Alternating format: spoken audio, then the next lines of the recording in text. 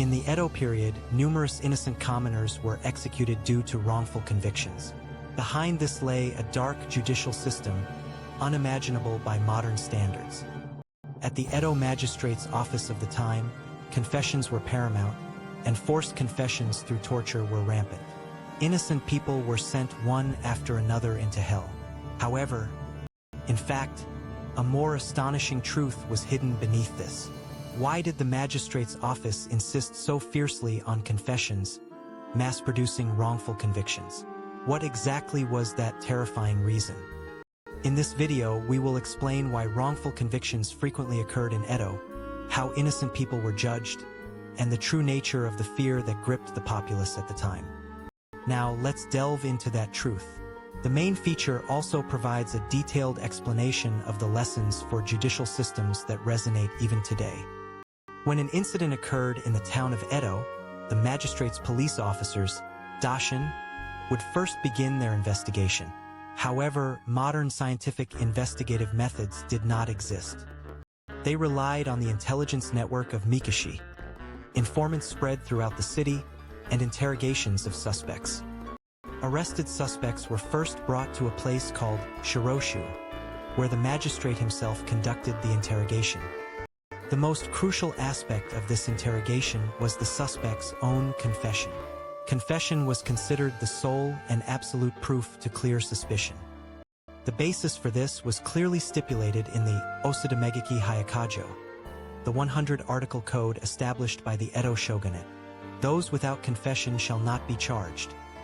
But conversely, if a confession was obtained, one could be found guilty even with scarce circumstantial evidence. This is entirely different from modern jurisprudence. The magistrates dedicated all their efforts to extracting confessions. This directly led to their merits and advancement. If a suspect did not admit guilt, the officials of the magistrate's office did not hesitate to resort to even more drastic measures. Records indicate that they cornered suspects psychologically and sometimes inflicted physical pain to coerce confessions. Confession was considered absolute proof. So, why did the magistrate's office cling so vehemently to confessions? The magistrate's office's ultimate method for coercing confessions was torture. Torture was a legitimate interrogation method officially sanctioned by the shogunate. There were several types of torture. The most well-known was ishidaki, stone-holding, where stones were piled on the suspect's knees. Hundreds of kin, a unit of weight of stones, were placed on the suspect's knees, forcing them to sit for extended periods. The pain was unimaginable, and some suffered broken bones. Next, ebizime, shrimp torture, involved tying the suspect's hands and feet behind their back, arching their body like a shrimp, inflicting pain severe enough to dislocate joints.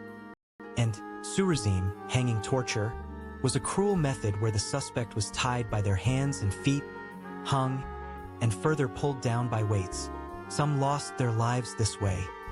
Unable to endure these tortures, it was natural for even innocent people to make false confessions, solely in their desperate desire to be freed from pain. For the officials of the magistrate's office, swift resolution of cases was the top priority. They were desperate to extract confessions and earn merits. If an innocent person confessed under torture, the case was considered resolved then and there. Formal resolution took precedence over uncovering the truth. Even in situations with insufficient evidence, if a confession was obtained through torture, the suspect was found guilty. Wrongful convictions were an inevitable outcome of this system. Torture forced innocent people into false confessions. So, what kind of tragedies actually occurred? There was a case where a commoner, having been delayed escaping a fire, was mistakenly arrested as an arsonist. He continuously protested his innocence. However, the magistrate's office paid no heed, subjecting him to intense ishidaki torture. Unable to withstand the pain and terror, he made a false confession. Once a confession was made, there was no turning back. Regardless of the truth, anyone who confessed was deemed guilty. His family desperately pleaded for his innocence, but their voices did not reach those in power. They were plunged into the depths of despair. His fate was death. After a public display known as Hikimawashi, he was to be sent to Kozakapper execution ground. The days leading up to his execution must have been hell. The terror of dying for a crime he didn't commit, leaving his beloved family behind. Then came the day of execution. He met a regretful death, watched by many onlookers. No one knew of his innocence. Thus, in the Edo period, anyone could be caught in a wrongful conviction triggered by trivial circumstantial evidence or rumors. Officials of the magistrate's office often relentlessly pursued suspects for their own career advancement and merits, leading to wrongful convictions. Pleas of innocence were drowned out, and people headed to the execution grounds in despair. So, whose responsibility truly was their death? Behind the mass production of wrongful convictions lay the very social structure of the time. Firstly, the magistrate's office suffered from severe understaffing. A limited number of people had to maintain order for Edo's million residents and solve cases. Rapid resolution was always demanded. Furthermore, as mentioned, there were no scientific investigative methods. Means to obtain solid evidence, such as fingerprinting or DNA analysis, were non-existent. In addition, to preserve the shogunate's authority, Confucian authoritarianism dictating a judgment once made cannot be overturned also played a role. Admitting a miscarriage of justice would lead to the loss of the magistrate's office's authority. Therefore, even if a wrongful conviction was known, it was difficult to make it public. There were private investigative collaborators called Mikishi and Okapiki, but they too sometimes fabricated information for personal gain.